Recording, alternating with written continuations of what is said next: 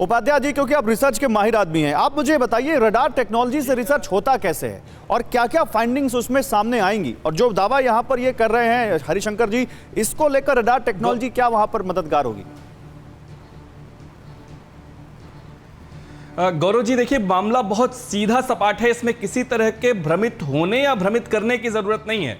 जैसा कि अभी अतीकुर रहमान साहब ने पहले ही कहा कि बहुत सारे हमारे पास लिटरेरी सोर्सेज जो हैं, जो साकिब मुस्तैद खां का मासिर आलमगीरी है, उसके फरमान हैं औरंगजेब के, उसके अलावा भी बहुत सारे मुस्लिम स्रोत हैं, फॉरेन ट्रेवलॉग्स हैं, जो स्पष्ट तरीके से, गजेटियर्स हैं जो स्पष्ट तरीके से बताते हैं कि वो विश्वेश्वर, आदि विश्वेश्वर का मंदिर था।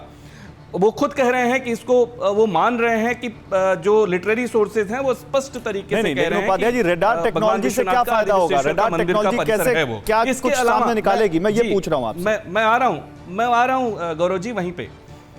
अभी प्रश्न ये है कि अगर उसमें सर्वे हो जाना चाहिए और सर्वे के माध्यम से अगर हमको सारी चीजें वैज्ञानिक तरीके से, जो भी, मैं ये नहीं कह रहा कि उसका परिणाम क्या होगा, उस परिणाम से डर क्यों है, भय क्यों है, क्यों नहीं उसका समर्थन किया जाना चाहिए हर वर्ग के द्वारा, हर पक्ष के द्वारा। देखिए जो मेथड्स हैं पुरातत्व में, राडार टेक्निक से, जो राडार टेक्निक से पेनिट्रेटिंग राडार टेक्निक अगर हम अपनाते हैं तो उससे सतह के नीचे के जो आर्टिफैक्ट्स हैं, जो उसके नीचे पूरा वस्तुएं हैं, उनकी एक जानकारी हमको प्राप्त हो जाती है।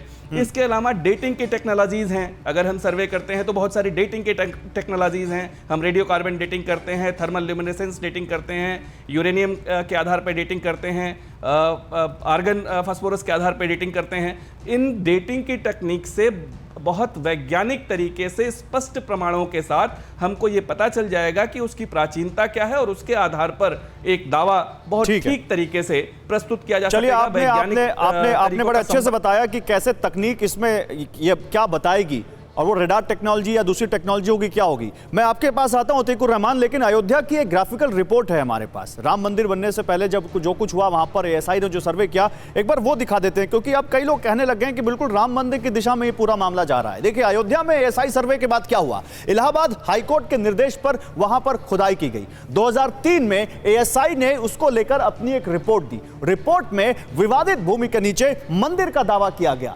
सुप्रीम कोर्ट के फैसले में एएसआई की रिपोर्ट को एक अहम आधार माना गया, और उसके बाद सुप्रीम कोर्ट के फैसले के बाद आज भव्य राम मंदिर वहां पर बन रहा है। तो अतीकुर रहमान, क्या यही डर है जो अभी हरिशंकर जान भी कह रहे हैं कि अयोध्या में जो हुआ कहीं ज्ञानवापी में भी वही ना हो जाए?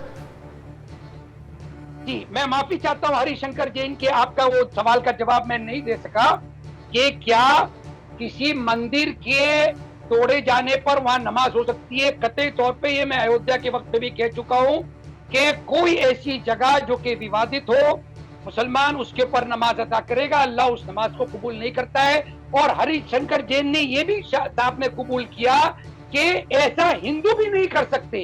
तो आप बताइए हरिशंकर जी कि अयोध्या जजमेंट में सुप्रीम कोर्ट ने माना कि कोई मंदिर नहीं गिराया गया था बाबरी मस्जिद बनाने के लिए। नहीं, हरिशंकर जैन जी ने एक और सवाल पूछा जो आपने बड़ी साफगोई से उसको किनारे कर दिया। हरिशंकर जैन कह रहे हैं कि आप लोगों को या मुस्लिम पक्ष को यह डर है कि जब सर्वे हो जाएगा तो उसके नीचे हिंदू मंदिर के सबूत मिल जाएंगे, जिसके बाद आपके हाथ से वो मस्जिद चली जाएगी। एक और तत्व है मेरे सामने गौरव जी, मासिर आलमगीरी का हमारे साहब हिस्टोरियन साहब उपाध्याय जी जिक्र कर रहे हैं। मासिर आलमगीरी को बहुत पक्का फैक्ट मानकर आप मान रहे हैं। ज्ञानवापी मस्जिद को वहां पर मंदिर गिरा के बनाई गई।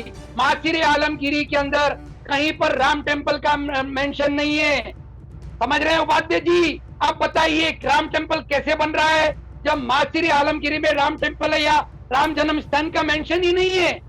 कोई मंदिर नहीं गिराया गया। हरिशंकर जी, आप कैसे पूजा करेंगे वहां पर? हरिशंकर जी बताइए, हरिशंकर जी बताइए।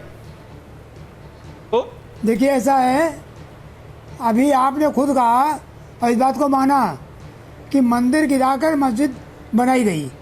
दूसरा सवाल, हिंदू लॉ और मुस्लिम लॉ दोनों के हिसाब से अगर एक डेटी की या मंदिर गिराकर बनाई गई तो वहाँ पर मस्जिद नहीं बन सकती है। आपने कहा कि वहाँ नमाज कबूल नहीं होगी, तो हटिए ना, जाइए छोड़ के। कौन कह रहा है कि अब नमाज पढ़िए? कंट्राडिक्टरी स्टैंड है, तो जबरदस्ती की बात है। कि हम कहेंगे कि तोड़ के बनाई और उसके बाद कब्जा भी किया रहेंगे। अयोध्या जजमेंट में साबित हुआ। आप अधूरी अरे आप बात कर हटिए, रहे हैं।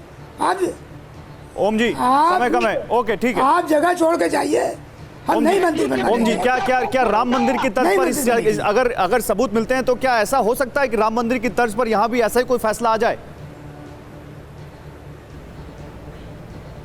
देखिए वो हमारा विषय नहीं है, वो तो बात की बात है कि क्या होगा। मैं तो सिर्फ अभी इस बात पे स्टिक कर रहा हूं कि जो आज का मुद्दा है उस पे भय क्यों है किसी को भी, उस पे किसी भी वर्ग को समर्थन क्यों नहीं करना चाहिए कि अगर कोई ठीक है। किसी चीज को सारे लिटरेरी सोर्सेज एक सुर से कह रहे हैं तो जो बात अभी अतिकुर रहमान साहब कह रहे हैं कि कैसे तय होगा कि वही जगह है। ठीक है, चलिए यही समय तय कम है, करने मैं के लिए जल्दी तो से बीजेपी से भी यही रिएक्शन ले लेता हूं।